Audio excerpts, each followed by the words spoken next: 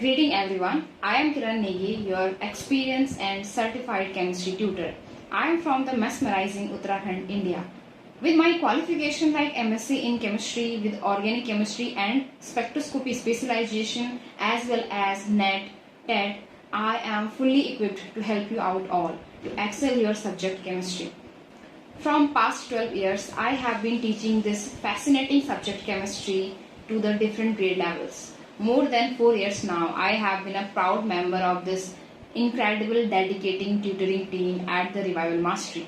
With Revival Mastery, I will help you all to gain the conceptual knowledge in chemistry as well as the practical, analytical, and scientific approach. Revival Mastery is more than just a platform for chemistry. Here you can master your different subjects, skills, as well as language with this incredible tutoring team from all around the world. So let's dive into a new topic today. The question is it's about isotope right. तो पहले हम इसी term को समझते हैं, what is this isotope. So example के साथ लेते हैं, सबसे सिंपल एग्जाम्पल हाइड्रोजन। हाइड्रोजन के तीन आइसोटोप मिलते हैं नेचर में, 1H1, 1H2 एंड 1H3। नाम है इनका प्रोटियम, ड्यूटेरियम एंड टिट्रियम। एंड अगर आप इनका नेचुरल परसेंटेज देखो तो पहला हाइड्रोजन है 99%, दूसरा 0.1 और एक तो 10⁻⁻14 के अराउंड मिलता है। सो इनका परसेंटेज के हिसाब से जो मोस्ट कॉमन वन होता है उसको हम प्रोटॉन या प्रोटियम के नाम से जानते हैं।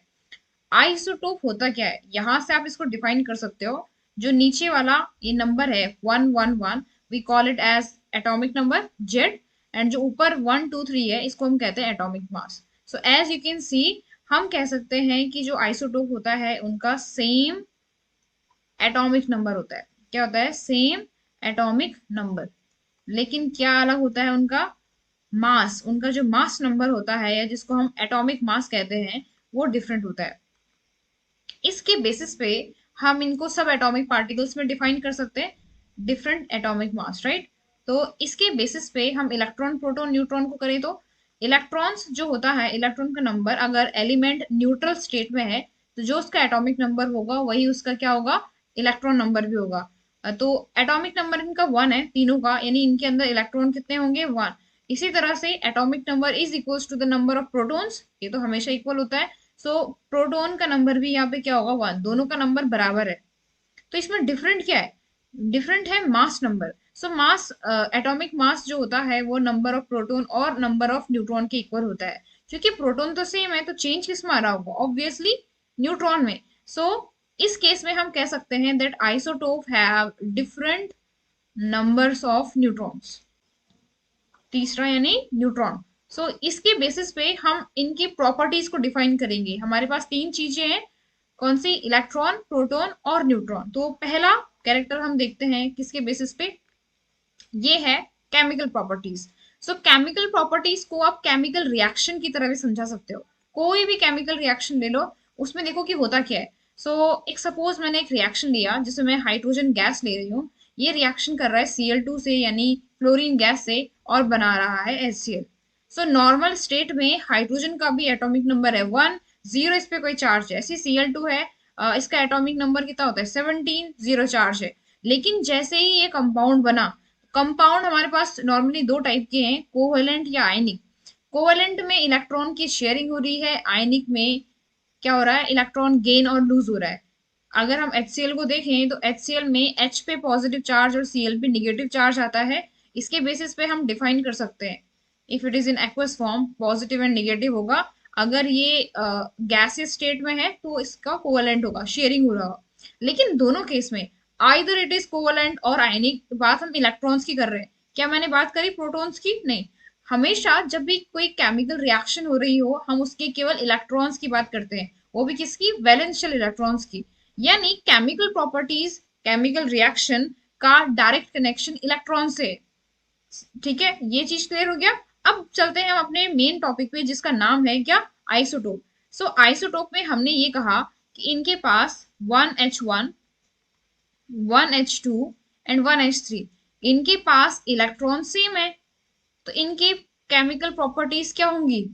सेम होंगी ऑब्वियसली, क्योंकि number of chemical properties number of electrons पे डिपेंड करता है। एंड क्योंकि इनका नंबर ऑफ इलेक्ट्रॉन सेम है, they will have similar chemical properties. और ये हर चीज पे काम करता है except two kind of reaction, जिनका नाम क्या है, जिनका नाम है केमिकल रिएक्शन। कौन सी? न्यूक्लियर फिशन, ये आपने सुना होगा क्योंकि इसमें न्यूक्लियस इन्वॉल्व हो रहा है, एंड न्यूक्लियर फ्यूजन। इन दोनों रिएक्शन को छोड़ के बाकी सारी रिएक्शन में हमेशा इलेक्ट्रॉन इन्वॉल्व होते हैं, एंड क्योंकि आइसोटोप का इलेक्ट्रॉन नंबर सेम है, they will have similar properties. कौन सी? केमिकल्स। क्लियर हो गई ये बात? अब चलते हैं हमारा जो दूसरा टॉपिक है जिसका नाम है फिजिकल प्रॉपर्टीज। ये आप लोगों के लिए थोड़ा सा डिफरेंट भी है क्योंकि फिजिकल प्रॉपर्टीज की बात कर रहे हैं और ये है डिफरेंट। क्योंकि हम फिजिकल प्रॉपर्टीज की बात कर रहे हैं और ये हो रही है इसमें डिफरेंट। सो हमने स्टार्टिंग में ही देखा था कि आइसोटोप के अंदर प्रोटॉन्स का नंबर सेम होता है, इलेक्ट्रॉन्स का नंबर सेम होता है, केवल न्यूट्रॉन्स का नंबर डिफरेंट होता है। तो क्या कहीं ना कहीं न्यूट्रॉन से इसका कनेक्शन है? इसका फिजिकल प्रॉपर्टीज का। सो फिजिकल प्रॉपर्टीज को अगर हम समझें तो फिजिकल प्रॉपर्टीज के कुछ एग्जाम्पल्स देखते हैं। जैसे हमारे पास है पहला डेंसिटी,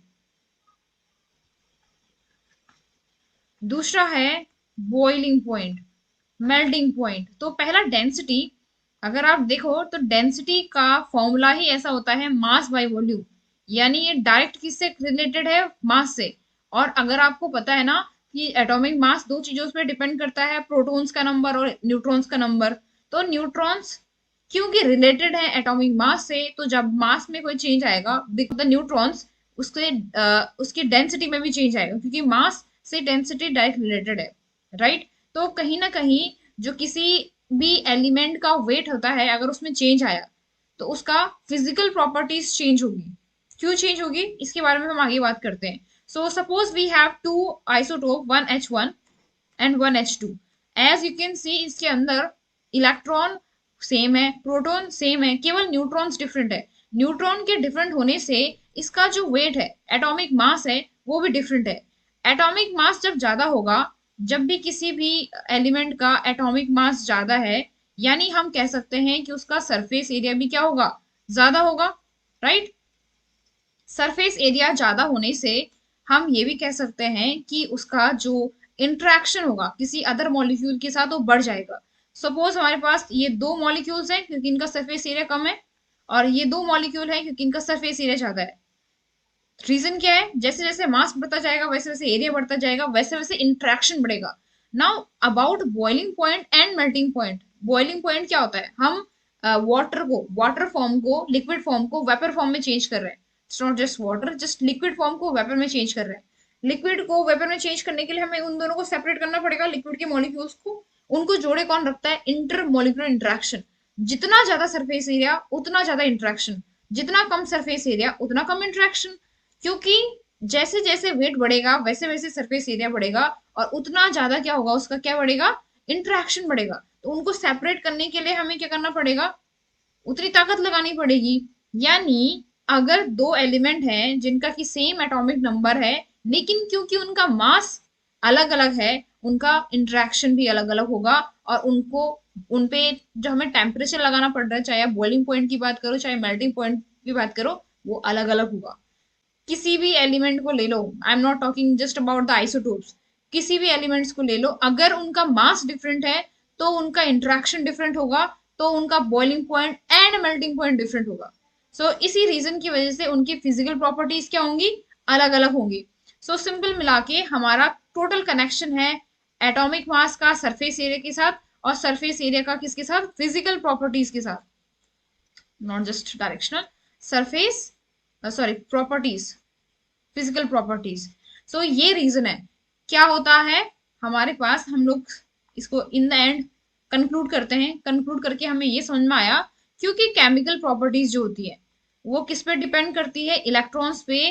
तो क्योंकि आइसोटोप का इलेक्ट्रॉन्स तो सेम होता है, so because of that they will have similar chemical properties. लेकिन फिजिकल प्रॉपर्टीज जो डिपेंड करती है वो साइज पे डिपेंड करती है, या आप कह सकते हो वेट पे डिपेंड करता है।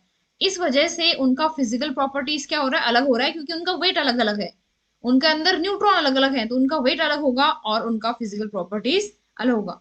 सो आई होप आपको ये क्लियर हुआ हो।